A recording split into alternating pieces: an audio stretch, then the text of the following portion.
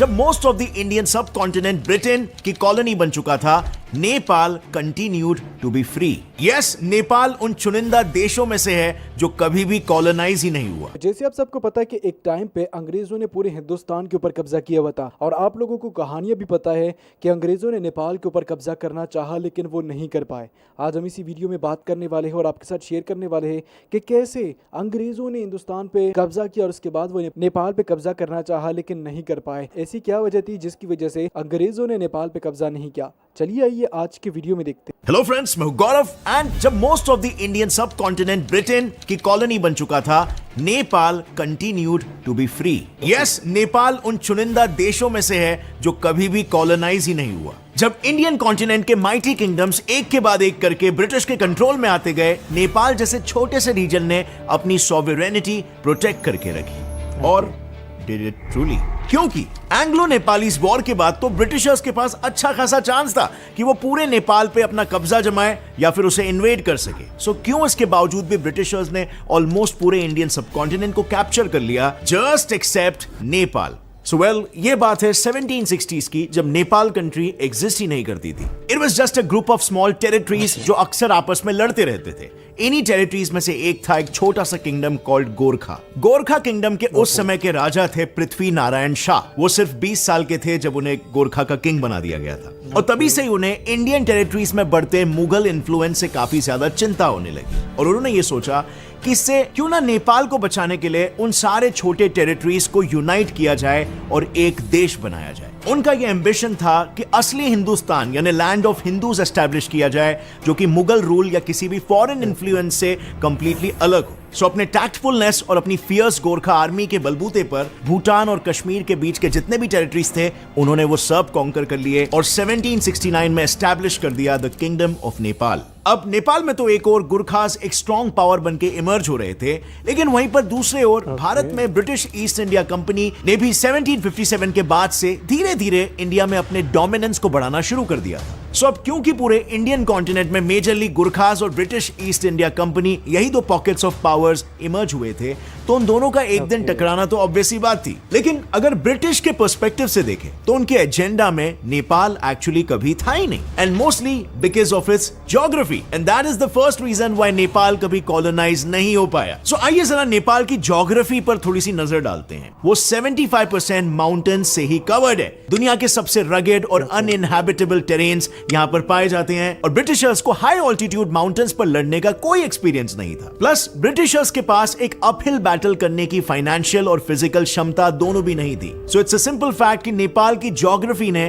कहीं ना कहीं उसे प्रोटेक्ट किया। नाउ नेपाल के कॉलोनाइज ना होने का सेकंड रीजन ये भी था कि कहीं ना कहीं ब्रिटेन नेपाल को एज अ बफर स्टेट देखता था। यानी नेपाल को कॉन्कर करना मतलब डायरेक्टली चाइना के पावरफुल चिंग एम्पायर से बाउंड्री शेयर करना। एंड ब्रिटेन अभी अभी इंडियन सबकॉन्टिनेंट में अपने फुटहोल्ड को एस्टैब्लिश कर रहा था, एंड ऐसे में it didn't want to come face to face with China. And this is also the reason कि सिर्फ नेपाल ही नहीं बल्कि ब्रिटिशर्स ने भूटान, कश्मीर और सिक्किम को भी इन्वेड नहीं किया। But Britain couldn't avoid Nepal for too long, क्योंकि ब्रिटिश और गुरखा फोर्सेस पहली बार अपने आमने सामने आए इन 1769 इन सिंधुलीगढ़ी वॉर। देखो, काठमांडू वैली नेपाल रीजन में एक इंपॉर्टेंट किंगडम था, और ब्रिटेन के उसके साथ ऑलरेडी काफी क्लोज ट्रेड रिलेशंस थे। सो जब पृथ्वी शाह ने अपने यूनिफिकेशन मिशन के तहत काठमांडू पर अटैक किया, ब्रिटिशर्स ने दोस्ती निभाने के लिए अपने ट्रूप्स वहां पर भी भेज दिए, और इसी से शुरू हो गया द फेमस सिंधुलीगढ़ी वॉर। और फेमस इसीलिए क्योंकि इसमें ब्रिटेन बुरी तरीके से हार गया और उनके 1000 सोल्जर्स भी मारे गए थे। इनफैक्ट उनकी हालत इतनी बुरी हो गई थी कि उनके सोल्जर्स अपने आर्म्स और एमिनेशंस को उधर ही छोड़कर भाग गए, and all because of the fierce Gorkha army. Now Gorkhas की वॉर टेक्निक्स काफी यूनिक थी। वो rocks, bows, arrows and specially their khukris, जो कि एक किस्म का नाइफ है, उसे यूज करने में एक्सपर्ट थे। Not just that, they were also masters of guerrilla warfare, जो कि शिवाजी महाराज भी काफी यूज किया करते थे, जो कि सरप्राइज अटैक्स होते हैं। And on top of that, वो सिंधुली के टेरेन्स के कोने कोने से फेमिलियर थे। एंड नॉट टू फॉरगेट, यहां पर नेपाल के ऑपोजिट ईस्ट इंडिया कंपनी है and not British empire as a whole. So basically Nepal की धरती पे गोरखास को हराना was next to impossible. And this, my friends, makes for the third reason British Nepal को कॉलोनाइज नहीं कर पाया। Brave and highly skilled Gorkha warriors का डर। और मैं इसे कोई एग्जैजरेट करके नहीं बता रहा हूं, ब्रिटेन इनकी आर्मी से इतना डर गया कि अगले 50 सालों तक उन्होंने गोरखा से कोई भी कॉन्फ्रंटेशन तक को अवॉइड कर दिया, until the final showdown, the Anglo-Gorkha War in 1814। ये वॉर 2 सालों तक चला कंटिन्यूसली और इसी ने नेपाल की किस्मत हमेशा हमेशा के लिए बदल के रख दी। सो फर्स्ट एंड फॉरमोस्ट इस जंग के पीछे 2 मेन वजहें थी। ब्रिटिश तिब्बत के साथ ट्रेड करना चाहता था and as you can see India और तिब्बत के बीच में है विशाल हिमालयास और इसीलिए तिब्बत तक पहुंचने के लिए हिमालयास के कॉम्प्लिकेटेड रूट्स को क्रॉस करना पड़ेगा and the only navigable routes जो साउथ एशिया को ईस्ट एशिया से कनेक्ट करता था वो सारे नेपाल के कंट्रोल में थे। तो ब्रिटिशर्स के लिए ये बहुत ही इंपॉर्टेंट हो गया कि नेपाल में एक फ्रेंडली रेजिम हो ताकि वो इजीली ट्रेड कर सके। अब यहाँ पर ऑलरेडी ट्रेड बैरियर्स थे और प्रीवियस की सिंधुली घड़ी वॉर की वजह से ब्रिटिशर्स के नेपाल के साथ टेंशंस तो चल ही रहे थे, लेकिन द फाइनल स्ट्रोक वाज जब गोरखाली आर्मी ने अवध प्रोविंस पर अटैक कर दिया। वो अवध जो ब्रिटिश का एक प्रोटेक्टोरेट था। सो बस फिर क्या था, अब तक इतना टालते रहने के बाद British had no choice but to go on a war with Nepal. But remember, British ने सिंधुली घड़ी में मिली हार से सबक लिया था and this time they came better prepared. उनके पास इस बार ज्यादा वेपन्स और ज्यादा सोल्जर्स थे, but despite that, interestingly, Gorkhali army initially उन पर काफी ज्यादा हावी थी। So much so कि ब्रिटेन के 7 अलग-अलग जनरल्स को 7 अलग-अलग दिशाओं से नेपाल को अटैक करना पड़ रहा था एंड फाइनली इसी स्ट्रैटेजी के वजह से ब्रिटेन नेपाल के कुछ हिस्सों को एनेक्स कर पाया। लेकिन इससे पहले ब्रिटेन और आगे बढ़ता, दोनों साइड्स एक मिडिल ग्राउंड पर आ गए और उन्होंने साइन किया द ट्रीटी ऑफ सुगौली, जिसके ये कॉन्सिक्वेंसेस थे। नंबर 1, नेपाल ने अपनी 1/3 territory which include Sikkim, Kumaon Garhwal and Terai region British के हाथों गवा दिया। And a small fun fact, modern day Nepal के मैप का जन्म भी यहीं से हुआ। नंबर 2, ब्रिटिश को नेपाल के रॉयल कैपिटल काठमांडू के बीचों बीच अपनी एक एम्बेसी सेटअप करने का एक्सेस मिल गया, जिससे उनके लिए ट्रेड आसान हो गया और साथ ही साथ ब्रिटेन नेपाल के इंटरनल पॉलिटिक्स पर भी एक वॉचफुल आई रख पाया। एंड लास्टली, ब्रिटिश ने बहुत ही स्मार्टली गोरखास को ब्रिटिश इंडियन आर्मी में रिक्रूट करना शुरू कर दिया to use Gorkhas impeccable fighting skills to their own advantage. So now Nepal British colony बनने से तो बच गया, but it wasn't 100% independent either. वो ब्रिटिश प्रोटेक्टोरेट बन गया, यानी कि एडमिनिस्ट्रेशन और गवर्नेंस खुद का, पर ओवरऑल कंट्रोल ब्रिटिश का। So Nepal got lucky, I guess.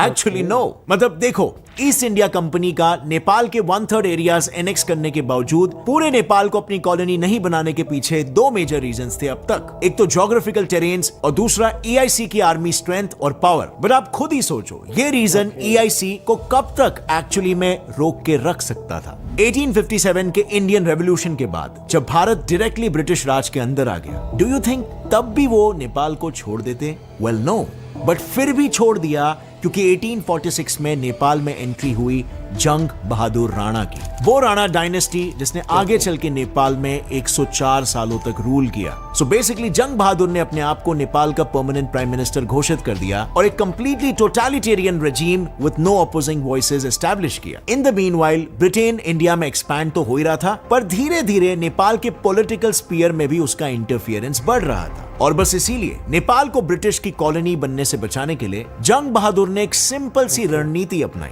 To be in the good books of Great Britain, और ये प्रूव करना कि दे कैन ट्रस्ट नेपाल और नेपाल कभी उनके रास्ते का कांटा नहीं बनेगा। सो 1857 में जब इंडिया का फर्स्ट रिवोल्ट ऑफ इंडिपेंडेंस चल रहा था, तब ब्रिटिशर्स के लिए ऑलरेडी इंडियन प्रोटेस्ट को कर्ब करना भारी पड़ रहा था और यहीं पर जंग बहादुर को दिखा एक अपॉर्चुनिटी। उसने मोर देन 3200 सोल्जर्स ब्रिटेन की मदद के लिए इंडिया भेज दिया। And to be honest, Lucknow और अवध जैसे रीजन्स में हो रहे रिवोल्ट्स को नियंत्रण में लाना ब्रिटिशर्स के लिए नेपाली सोल्जर्स के बिना पॉसिबल भी नहीं था। इनफैक्ट इसी के दौरान जब काफी सारे इंडियन रिवोल्टर्स नेपाल के टेराई रीजन के जंगलों में जाकर छुप गए, तब जंग बहादुर ने उन सभी को कैप्चर करके मार डाला। अब यहाँ पर सोचने वाली बात यह है कि इस क्रिटिकल टाइम पर अगर नेपाल ने इंडिया का साथ दिया होता तो क्या होता। इनफैक्ट अगर देखा जाए तो नेपाल की जनरल मैसेस भी इंडिया के इस इंडिपेंडेंस रिबेलियन से सिंपैथाइज करती थी, उनको सपोर्ट करती थी। बट राणा ने अपने बेसिकली अगर हम बात करें ग्रेटर नेपाल की, या हम अगर बात ये करें कि अंग्रेजों ने क्यों कब्जा नहीं किया, तो बात एक ही है।